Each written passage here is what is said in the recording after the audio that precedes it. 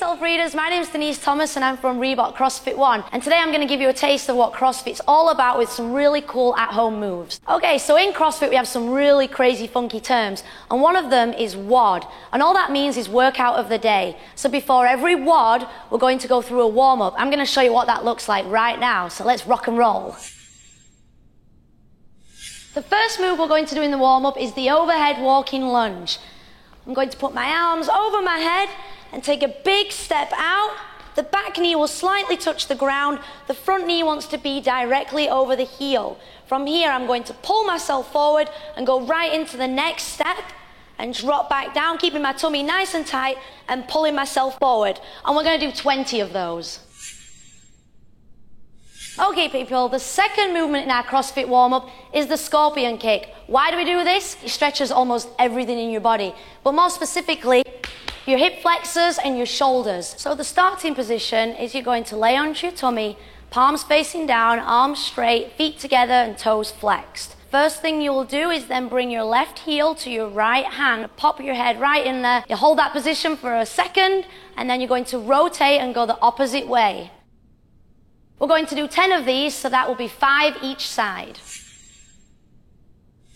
All right, CrossFit warm-up number 3, the hand walk. And this is what it looks like. We're going to do 10 reps of this. So I'm going to start nice and tall, keeping my legs straight. I'm going to place my hands on the ground as close to my feet as possible. I'm going to walk out my hands, keeping them nice and straight until I get into a nice solid push-up position. After that, I'm going to inch my feet back up, keeping my knees nice and straight, and then continuing that for another 5 reps.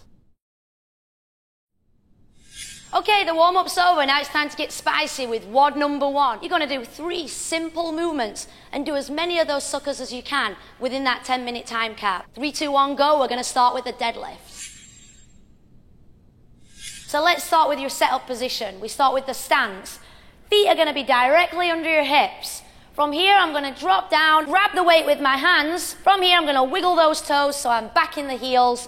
And then all I'm going to do is stand up. Squeeze my butt at the top, give it a little wiggle, shoulders back, and then going back down, I'm going to send my butt all the way back, shoulders come forward, and I'm going to place that dumbbell right on the ground. That's the deadlift.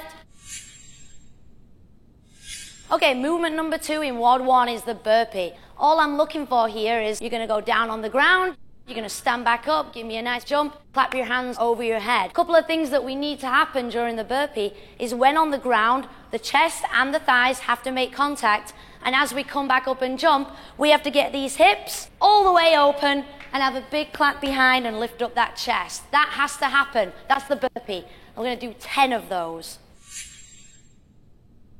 Okay, movement number 3 needs no introduction. The butterfly sit-up. So what I'm going to do is place this towel in my lower back, and all that's going to do is act as a fulcrum so I can actually leverage myself up so my abs are getting the work that they need. So first I'm going to position my legs out, have a nice big chest, come back, bring my shoulders to the ground, arms overhead, and then throw myself forward and touch my toes. Then I'm going to go back, shoulders have to be touching the ground, and we're going to do 15 of these. All right, let's roll into WOD number 2. We're going to mix it up a little bit with this one. Now we're not going to do a time priority workout, but instead a task priority workout. And all that means is that the task is set, and your score is the time it takes you to complete that task. We have 2 movements, a run and a squat, and we're going to do 3 rounds of that. Let's get after that squat. There are 5 crucial points to the squat. Let's talk about the stance. Weight needs to be in the heels, so we want to wiggle those toes. That's going to put us back there. Feet are going to be shoulder width, so that's heels directly underneath. Now from here, give me a big chest. We never want to be crunched over and rounded. Next thing is the initiation. First thing, I'm going to have you put your arms up, send those hips back. We're going to drive those knees out, and let's ride that sucker all the way down. Now the movement standard here is the crease of the hip has to go below the knee. Not here, or here, all the way down. And at the top, stand and squeeze that butt. We have 30 of these. Squeeze that butt, get that hip all the way down, 30 reps. We all know how to run. We've been doing it since we could breathe, so no instruction needed there. The only thing that you need to do is make sure you're running for 1 minute or 200 meters. Now don't fear if for some reason you're locked in your house and you can't get outside. I don't want any excuses. We can put you on the wall, and this is how it looks. I want you to put your hands nice and flat so your shoulders are in alignment with your wrists. Walk your feet back so that your heels are slightly off the ground. From here, I want you to bring your right knee up. Keep your toe up to your shin. Let's not point that down. And then just run the hell out of the wall. Try and push that sucker down like this. 1 minute of that. 3, 2, 1, go. Okay, my pretties, WOD number 3, we're going to revisit that AMRAP. Again, that's as many rounds as possible. This time, the time priority is going to be 7 minutes. The 2 moves we're going to do is a push-up, 5 reps, and a hollow body rock, 10 reps. Let's look at the push-up.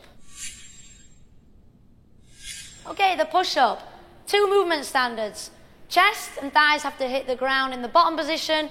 Arms have to be completely straight in the top position. Hit those 2 things and we're good to go. This is what it looks like. Hands will be slightly outside the shoulders. Feet will be about hip width apart. I want a nice straight line between your shoulders, your hips, and your heels.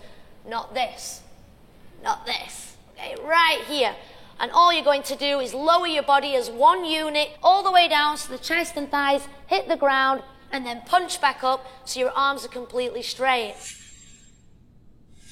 Okay, the second movement is the hollow body rock, and it's just as fun as it sounds. Basically, I want you to give me your best banana impression, and you're just going to rock back and forwards. Start in position, feet together, toes pointed, arms are going to be overhead. From here, I want you to press that lower back into the ground, pull up your shoulders, pick up your heels, and then start rocking. We got 10 of those.